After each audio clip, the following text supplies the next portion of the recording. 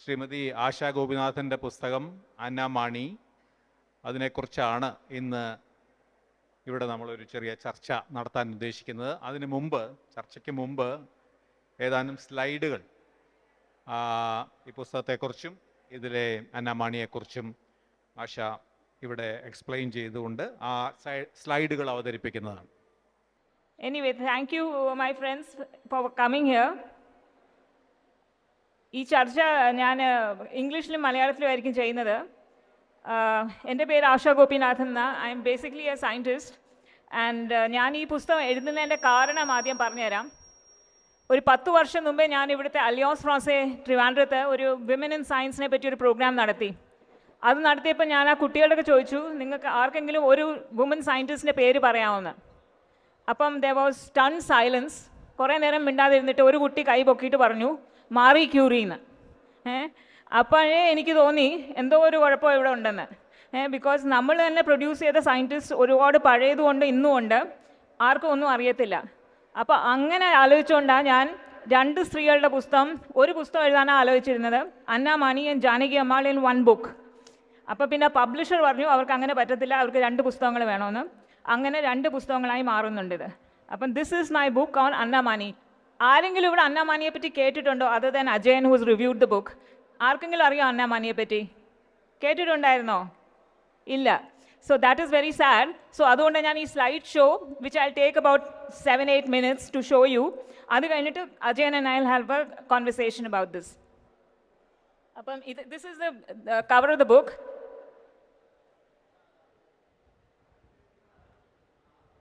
Scientist of my imagination. ഇത് ഞാൻ എഴുതുന്നത് Kerala state science and technology മ്യൂസിയത്തിൻ്റെ ഇന്നൊവേഷൻ ഹബിലാണ്. അപ്പോൾ സമ്മർ ടൈമിൽ കുറേ കുട്ടികൾ അവിടെ വരും റോബോട്ടിക്സ് ചെയ്യാനായിട്ട്. 2019 ഞാൻ ആ കുട്ടികളൊക്കെ പറഞ്ഞു ഡ്രോ മി എ സയൻറ്റിസ്റ്റ്. ഞാൻ പേപ്പറും പെൻസിലും എല്ലാം കൊടുത്തിട്ട് പറഞ്ഞു ഡ്രോ മി എ സയൻറ്റിസ്റ്റ് പറഞ്ഞു. ഒരു 10-20 കുട്ടികളുണ്ടായിരുന്നു. ഇതാ അവർ വരച്ചു തന്നെ എനിക്ക്. ജെഫ് മാർട്ടിൻ്റെ കൃതി more and more of men scientists, that is all they could draw. And so I was even more convinced that what I am doing is the right thing to do, even though the people in the museum are not very sure about what I am up to. In fact, they have been trying very hard to remove me from there, but I am convinced that what I am doing is the right thing. Annamani, she was born in Peermead on 23rd August 1918. അപ്പം ഞങ്ങൾ പീർമീഡ് വരെ പോയി ഇവരെ വീട് കണ്ടുപിടിക്കാൻ പോയില്ലയോ എന്ന്. അപ്പം most likely she was born in this house or something similar to this. PWDയിലായിരുന്നു അവർ അച്ഛൻ ജോലി ചെയ്തിരുന്നത്. അപ്പം ഈ ഒരു ബിൽഡിങ് അവിടെ ഇപ്പോൾ ഉള്ളൂ. ബാക്കി എല്ലാം PWD പൊളിച്ചു കളഞ്ഞ് പുതിയ ബിൽഡിങ്സ് ആക്കി കഴിഞ്ഞു. ഇതൊരു പഴയ ബിൽഡിംഗ് എനിക്ക് കിട്ടി, അതിന് ഞാൻ എടുത്തു. ഇതായിരുന്നു അവരുടെ parents. This is her father MP Mani and that's her mother Ammama. This is her elder sister Rebecca. And these are 2 nephews taken in 1948. MP Mani is very important because അദ്ദേഹം Travancore PWD ബ്രിട്ടീഷുകാരുടെ അടിയിലിരിക്കുമ്പം he was the first native engineer to work. And he has also designed and built a lot of roads, buildings and bridges in the state which are still not broken. They are still standing perfectly fine. Including women's college ഒരു section അദ്ദേഹം design ചെയ്ത് build ചെയ്ത് അവിടെ ഉണ്ട്. അവിടെ പോയി നോക്കി. അവർ എഴുതിയൊന്നും വെച്ചിട്ടില്ല, പക്ഷേ that is build by him. അവർ because he moved around a lot. അവർ പഠിച്ചത് ആദ്യം സർക്കാർ ഗേൾസ് സ്കൂൾ എന്ന് പറഞ്ഞ ട്രിവാൻഡ്രത്താണ്. This is 1923 to 1932. This is ആർക്കെങ്കിലും പറയുന്നത് ഏതാണ്? എവിടെയാണ് ഇത്? അല്ല, സംസ്കൃത് കോളേജില്ലേ, യൂണിവേഴ്സിറ്റി കോളേജിന് ഓപ്പോസിറ്റ് ആയിട്ടുള്ള ദാറ്റ് ഇസ് ദിസ് ബിൽഡിംഗ്. അവിടെ അവർ ആദ്യത്തെ സ്കൂളിംഗ് ചെയ്തത്. അത് കഴിഞ്ഞിട്ട് അവർ ക്രൈസ്തവ മഹിളാലയം എന്ന് പറഞ്ഞ സ്കൂൾ ആലുവയിൽ പോയി. അവിടെ അവരുടെ സ്കൂളിംഗ് പൂർത്തിയാക്കിയത് 1932 to 34. ഇതായിരുന്നു അവരുടെ ഒരു very important mentor and teacher in her life, Mariamma Mathew. And her husband Mathew, I think it was PK Matthew, he is the one who started the school with an idea of providing girls and education. Mostly it was home science oriented, പക്ഷേ there was some science thrown in. അത് കഴിഞ്ഞിട്ട് അവർ women's Christian കോളേജിൽ പോന്നു 1934 to 36 intermediate പഠിക്കാൻ. ഇത് അവിടുത്തെ science ബിൽഡിംഗാണ്. 1925 അമേരിക്കയിലെ സ്ത്രീകൾ ഒരുപാട് പൈസ കളക്ട് ചെയ്തിട്ട് ഇന്ത്യയിലും ഏഷ്യയിലും വിമനിൽ സയൻസ് പഠിക്കാനുള്ള കുറേ ഇൻസ്റ്റിറ്റ്യൂഷൻസ് ഉണ്ടാക്കി. അതിൽ ഇവർക്ക് കിട്ടിയ ബിൽഡിംഗ് ഇന്നും അത് ഇത്രയും സോളിഡായിട്ട് നിൽക്കുന്ന ഒരു ബിൽഡിംഗാണ്. Then she went to Presidency College. 36 to 39 അവർ അവിടെയായിരുന്നു. അവർ BA ഓണേഴ്സ് ചെയ്തു മാത്സ്, ഫിസിക്സ് ആൻഡ് കെമിസ്ട്രിയിൽ. And then she went back to WCC, ഒരു വർഷം ഇൻസ്ട്രക്ടറായിട്ട് വർക്ക് ചെയ്തു. And then she went to CV Raman's lab, Indian Institute of Science. CV Raman, Professor CV Raman അപ്പോഴത്തേക്ക് നൊബേൽ ലോറിയേറ്റ് ആയിരുന്നു. അദ്ദേഹത്തിൻ്റെ ലാബിൽ പോയി അവർ 5 വർഷം അവിടെ ജോലി ചെയ്തു. ആ ലാബിൽ 3 സ്ത്രീകളെ ഉള്ളായിരുന്നുള്ളൂ. അതിലൊരു സ്ത്രീ ഇവരായിരുന്നു. She worked on rubies and diamonds. അതിൻ്റെ സ്പെക്ട്രോസ്കോപ്പി, രാമൻ സ്പെക്ട്രോസ്കോപ്പി, ഒരുപാട് കാര്യങ്ങളിൽ അവർ ജോലി ചെയ്തത്. സോ ഈ പടത്തിൽ നമുക്ക് കാണാം CV രാമൻ, വിക്രം സാരാഭായ്, മൃണാലിനി സാരാഭായ്. ഇത് 1942 ഇവരുടെ കല്യാണം കഴിഞ്ഞിട്ട് എടുത്ത പടമാണ്. And then you have GN Ramachandran, and that is I think RS Krishnan, and this is Anna Mani. So our PhD period was an important period for her. Physics എന്ന് മാത്രമല്ല, അവർ ഒരുപാട് ആളുകളോട് അവർക്ക് കോൺടാക്ട് ബിൽഡ് ചെയ്യാൻ പറ്റി. And the national movement was in full force, and the institute students wanted India to get independence. So അതായിരുന്നു അവരുടെ major thrust അവിടെ. She goes for a postdoc 45 to 48 ഇംഗ്ലണ്ടിൽ. അപ്പോൾ അവർ മീറ്ററോളജി എന്നുള്ള സബ്ജക്റ്റിനെ ഇൻസ്ട്രുമെൻറ്റേഷനിലാണ് പോസ്റ്റ് ചെയ്യുന്നത്. ബിക്കോസ് അവർക്ക് സ്പെക്ട്രോസ്കോപ്പിയിൽ കിട്ടിയില്ല. ഇത് അവർ വിചാരിച്ചു നേഷൻ ബിൽഡിങ്ങിന് ഇമ്പോർട്ടൻ്റ് ആയിട്ട് ഒരു ഫീൽഡ് ആയതുകൊണ്ട് അവർ അതിലോട്ട് സ്വിച്ച് ചെയ്യുന്നു.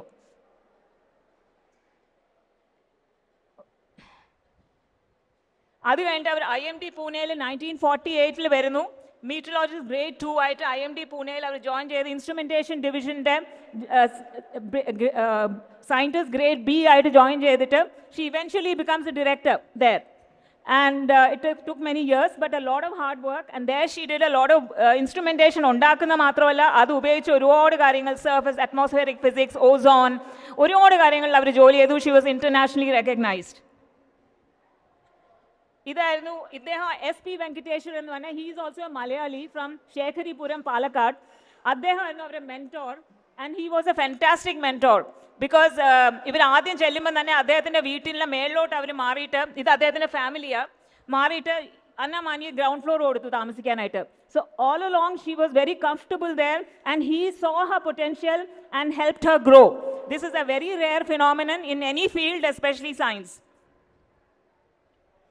Either she's going for international conferences when she's hobnobbing with all the big people.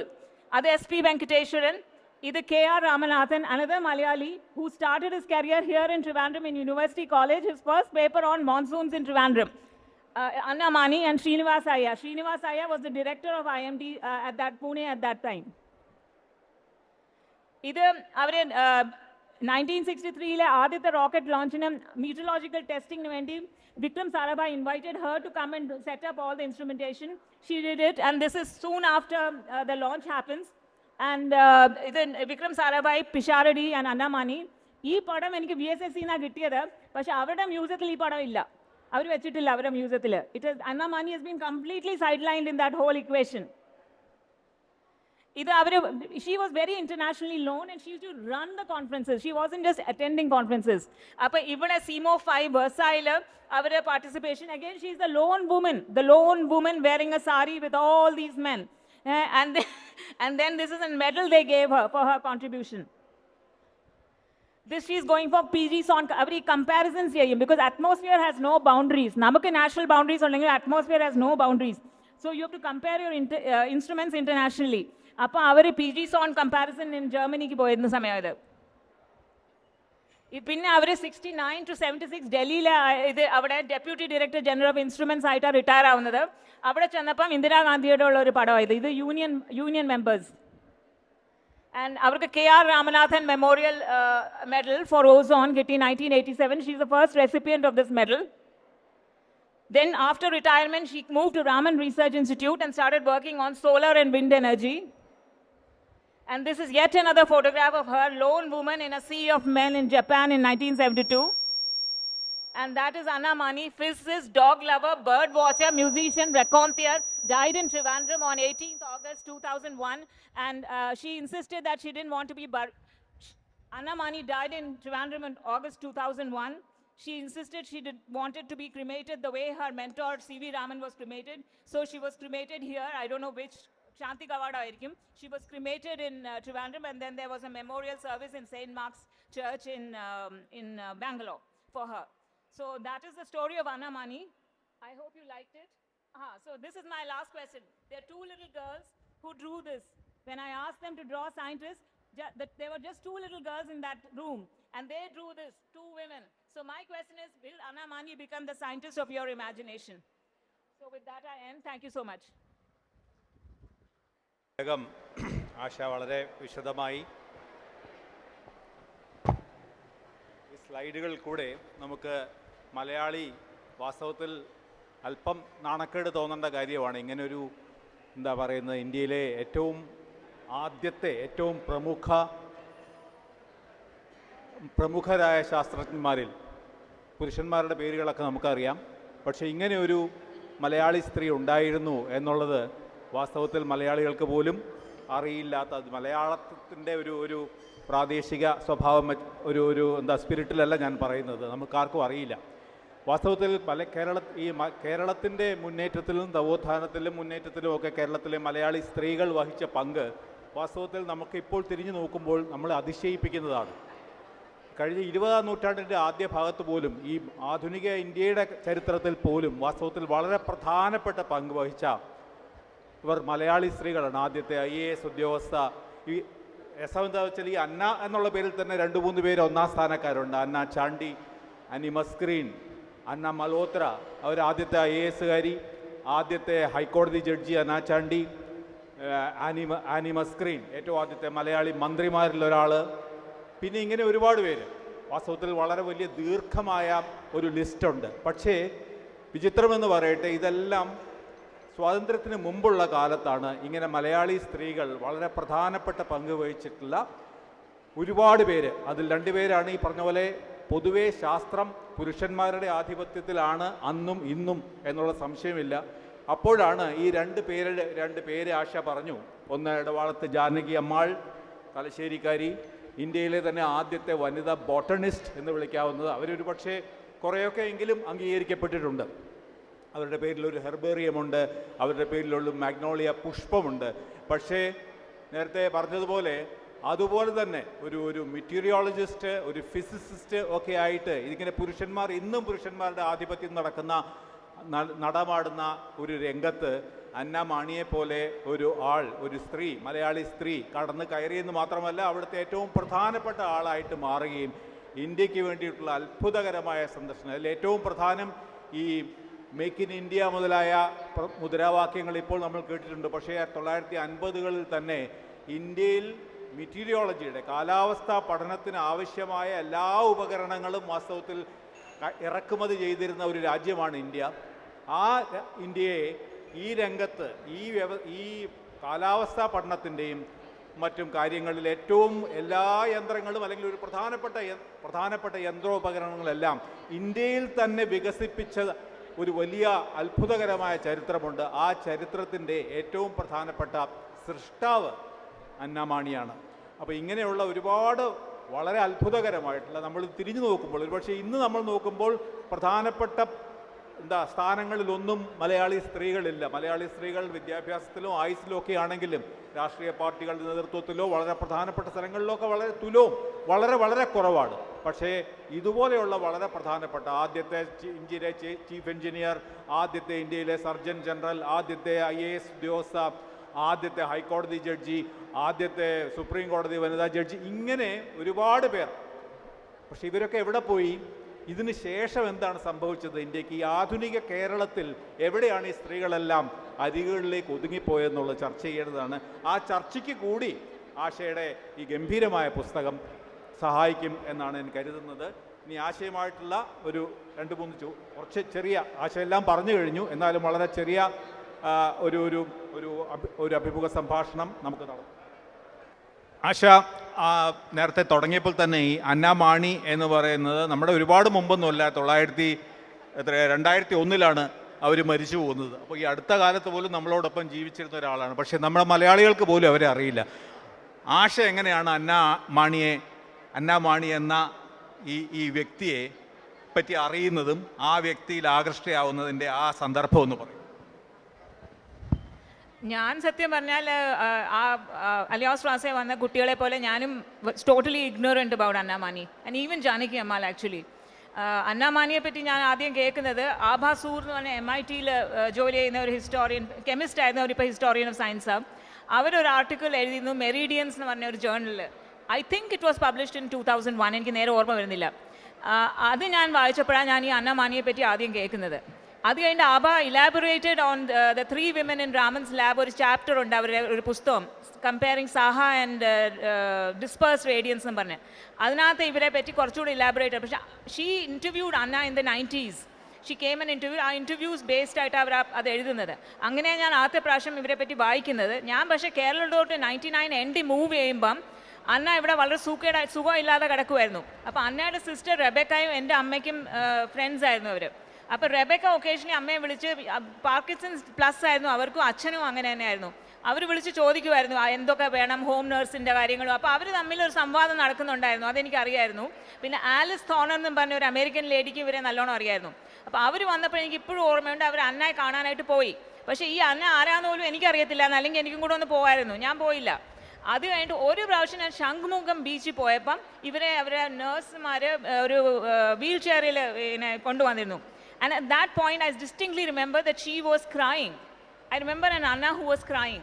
And നമ്മൾ ഇവരെ പറ്റി കേൾക്കുന്ന എല്ലാം is her loud, infectious laughter. But I unfortunately only saw Anna who was in tears. Because by then she was very, very, very disabled and sick. അപ്പോൾ അങ്ങനെയാണ് ഞാൻ ഈ അന്നാമാനിയെ പറ്റി അറിയുന്നതും. പിന്നെ എനിക്ക് അമ്മ ഇവരെ പറ്റി, റെബേക്ക ഇവർ മരിച്ചപ്പോൾ റെബേക്ക ആൻറ്റി അമ്മയ്ക്ക് അവരുടെ എല്ലാ പേപ്പേഴ്സും കൊടുത്തു. അവർക്ക് കിട്ടിയ പേപ്പേഴ്സ് എല്ലാം കൊടുത്തു. അമ്മ ഇവർ വഴി കാട്ടിയുള്ള ഒരു ചാപ്റ്റർ എഴുതി. പക്ഷേ that is only based on some small things. അപ്പോഴേ എൻ്റെ മനസ്സിൽ ഇതുണ്ടായിരുന്നു, ഇവരെ പറ്റി ഒന്ന് എഴുതണമെന്ന്. അങ്ങനെ ഞാൻ അതിൽ എഴുതാം. വളരെ രസകരമായ കാര്യം. അന്നാമണിയെ പറ്റി ചെറിയതായിട്ടെങ്കിലും ഇതിനു മുമ്പ് പരാമർശിച്ച് എഴുതിയത് ആശാ ഗോപിനാഥിൻ്റെ അമ്മയായ പ്രൊഫസർ ശാരദമണി തന്നെയായിരുന്നു. അപ്പോൾ അതാണ് ആദ്യം ഈ അന്നമണിയെക്കുറിച്ച് നമ്മുടെ നാട്ടിൽ മറ്റും ആദ്യമായിട്ട് പരിചയപ്പെടുന്നത് പോലും അങ്ങനെയാണ്. പിന്നെ നേരത്തെ ആശ പറഞ്ഞ പോലെ ആഭാസൂറിൻ്റെ വളരെ വിശദമായ ഈ വനിതാ ശാസ്ത്രജ്ഞകളെ പറ്റി വളരെ വിശദമായ ഒരു പഠനമുണ്ട്, അതിലുണ്ട്. ഈ അന്നമണിയെപ്പറ്റി പറയുമ്പോൾ സ്വാഭാവികമായിട്ടും നമ്മൾ വിചാരിക്കുന്നത് ഈ പിരമിഡിൽ ഏതാണ്ട് 20-ാം നൂറ്റാണ്ടിൻ്റെ ആദ്യം 918 ജനിച്ചു. അപ്പോൾ ഈ സ്ത്രീകൾ ശാസ്ത്രരംഗത്തേക്ക് വരുന്നത് വളരെ ഈ സമീപകാലത്താണ് നമുക്ക് പിന്നെയും കാണുന്നത്. അന്ന് ഈ തിരുവനന്തപുരം യൂണിവേഴ്സിറ്റി കോളേജിൽ സയൻസിന് അഡ്മിഷൻ പോലും കൊടുക്കില്ല. അങ്ങനെയാണ് നമ്മുടെ മേരി പുന്നനൊക്കെ പുറത്തു പോയി പഠിക്കുന്നത് തന്നെ. അപ്പോൾ ഇവരെങ്ങനെയാണ് ഈ ശാസ്ത്രത്തിലേക്ക് രംഗത്തേക്ക് പഠിക്കാൻ വന്നത്? സ്ത്രീ എന്ന നിലയ്ക്ക് അവർക്ക് എന്തെങ്കിലുമൊക്കെ ബുദ്ധിമുട്ടുകൾ ആ കാലത്തുണ്ടോ? തീർച്ചയായിട്ടും ഈ പോത്തൻമാണി എന്ന് പറഞ്ഞ മോഡയിൽ പോത്തൻമാണി എന്ന് പറഞ്ഞ അവരുടെ അച്ഛൻ വളരെ എഡ്യൂക്കേറ്റഡ് ആയിട്ടുള്ള ആളാണ്. അദ്ദേഹം നേരത്തെ പറഞ്ഞ പോലെ PWDയിലെ തിരുവിതാംകൂർ PWDയിലെ ആദ്യത്തെ ഇന്ത്യൻ നാട്ടുകാരനായ ആദ്യത്തെ ചീഫ് അതൊക്കെ ഉണ്ട്. അദ്ദേഹം വിദ്യാഭ്യാസം ഉള്ളവരാണ്. പക്ഷേ അന്നമണിയുടെ വീട്ടുകാരും ബന്ധുക്കളും ഒക്കെ ആഗ്രഹിച്ചിരുന്നത് അന്നമണിയെ ഒരു കന്യാസ്ത്രീയാക്കുക എന്നുള്ളതായിരുന്നു. അപ്പോൾ ഇങ്ങനെയുള്ള ഒരു വിദ്യാഭ്യാസമുള്ള കുടുംബമാണെങ്കിലും ബന്ധുക്കൾ പലതും. അപ്പോൾ കേരളത്തിൻ്റെ 1918-20കളിൽ എന്ന് പറഞ്ഞ ആ കാലത്ത് അന്നമണിയെ പോലൊരു ഒരു ഒരു ഒരു സ്ത്രീ, ഒരു പെൺകുട്ടിക്ക് ഇവിടെ നിന്ന് സയൻസ് പഠിക്കാനും പിന്നെ അങ്ങോട്ട് പോകാനും ഒക്കെ ഉണ്ടായ ആ ഒരു ഊർജം അല്ലെങ്കിൽ അതിൻ്റെ ഒരു തീരുമാനത്തിൻ്റെ പിന്നിൽ എന്തായിരുന്നു എന്നാണ് തോന്നുന്ന ആശയ്ക്ക്? അവരുടെ father was a big influence in her life, there is no doubt about it. അദ്ദേഹത്തിൻ്റെ എഞ്ചിനീയറിംഗ് സ്കിൽസ് കുറേ അവർ ഇൻഹെറിറ്റ് ചെയ്തിട്ടുണ്ട്. അദ്ദേഹം ഈവൻ ഇൻ ഹിസ് 90s ഇവർക്ക് ഈ പാളയത്തുള്ള ഫൈൻ ആർട്സ് കോളേജിന് പുറയിലൊരു വീടുണ്ടായിരുന്നു. അവിടെ ഇപ്പോഴും ആ സൂത്രം ഒരു ഹി മേഡ് ഒരു സൂത്രം അതിൽ കിടന്നുകൊണ്ട് അദ്ദേഹം ഇങ്ങനെ ആക്കുമായിരുന്നു. So the blood would flow to his head and come back.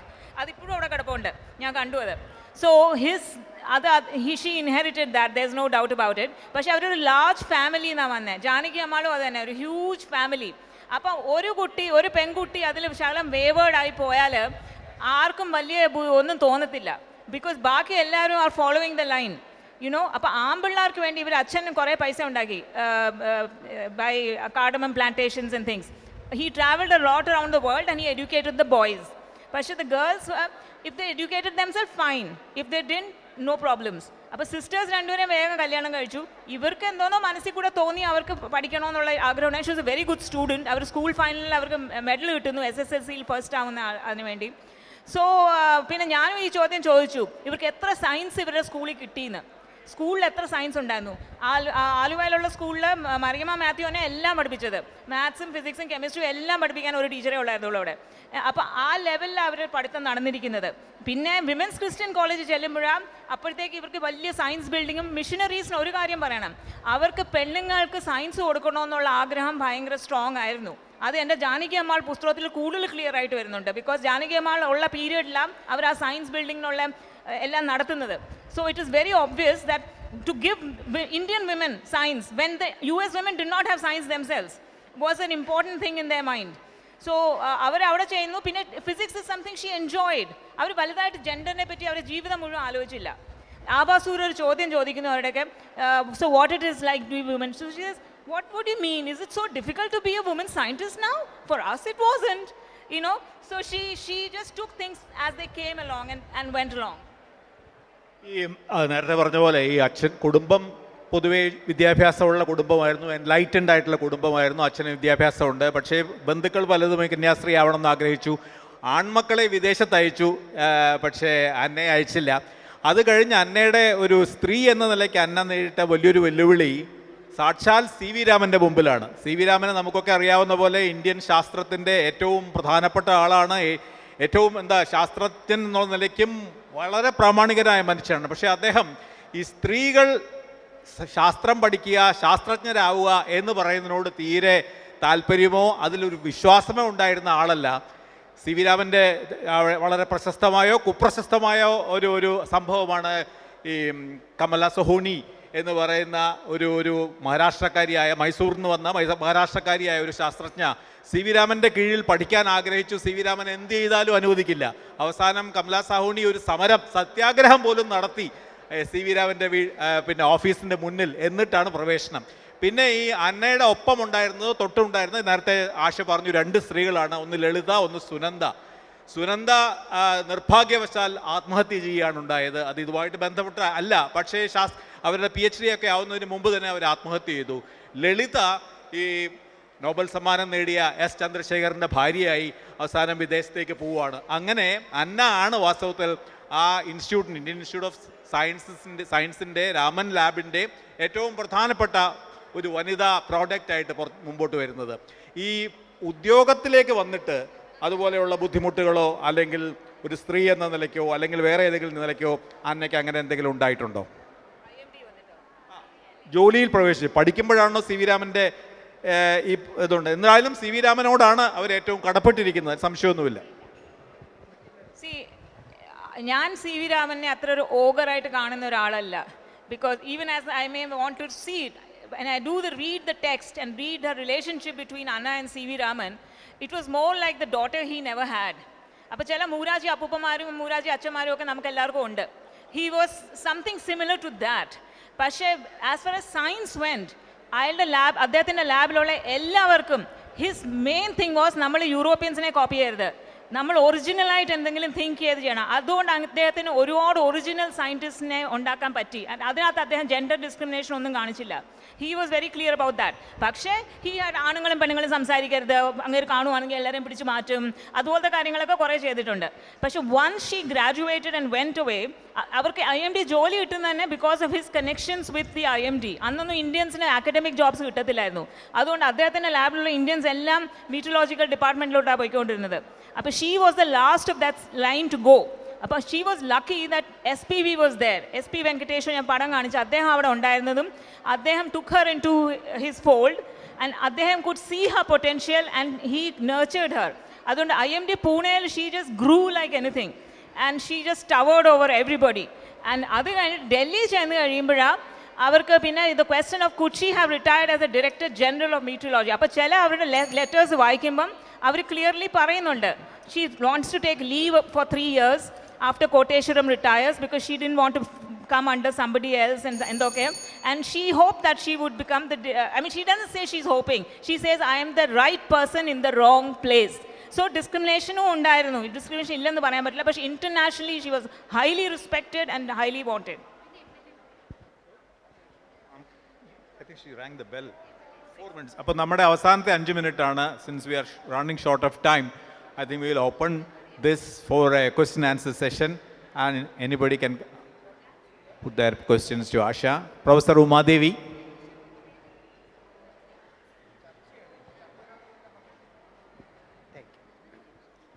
You see, in the last few days, I have been getting some videos, etc. And one such video is that many women don't want to marry now.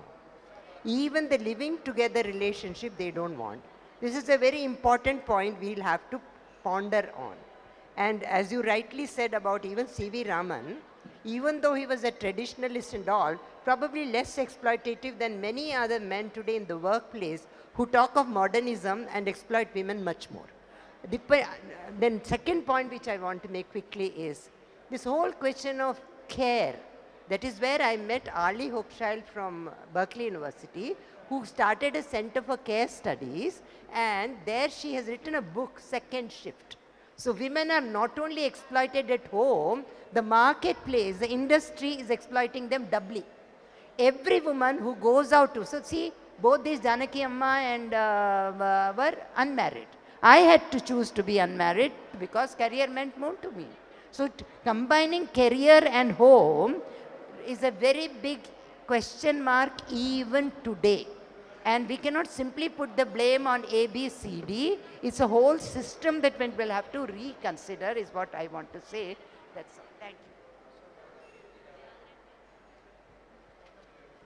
First of all, let me congratulate you for the book which you have written. In fact, there are women are, less in STEM, that is science, technology, engineering and mathematics. So we have to give them a boost, and therefore in Delhi University, they asked me to start a college, Shahid Rajguru College of Applied Sciences for Women. One of the branches which was there for graduation was instrumentation. Now you see, instrumentation, electronics, these fields, people feel that there is a gender bias, and people feel that only male can do that. I find that the girl students are extremely good in all these subjects. Only thing they require training. And I found that they can make new instruments. Where is the problem? Only thing is they should have proper training. We were giving training for these girls in the industry, and they did very well. Today they are occupying senior positions in various industries in India and abroad. Now that is what has to happen. How do we give the upliftment to all the ladies? We have to just educate them. They take care of them. Swami Vivekananda said, just educate them. They know how to take care of themselves. And we have to see that in science, technology, engineering and mathematics, more students come. In fact, we had a discussion in Cambridge. I was called from India, and there we went. There was a question why women are not coming into science. And as Dr. Uma Devi mentioned, that care is very, very important. Many of my students have gone for jobs. When they have a family, they leave that higher post and they come for something else. And after that, there are some who leave the job also. Then they feel frustrated. And they ask me, what do you do after this? So you see, we have to make some provision for women like that. Thank you very much.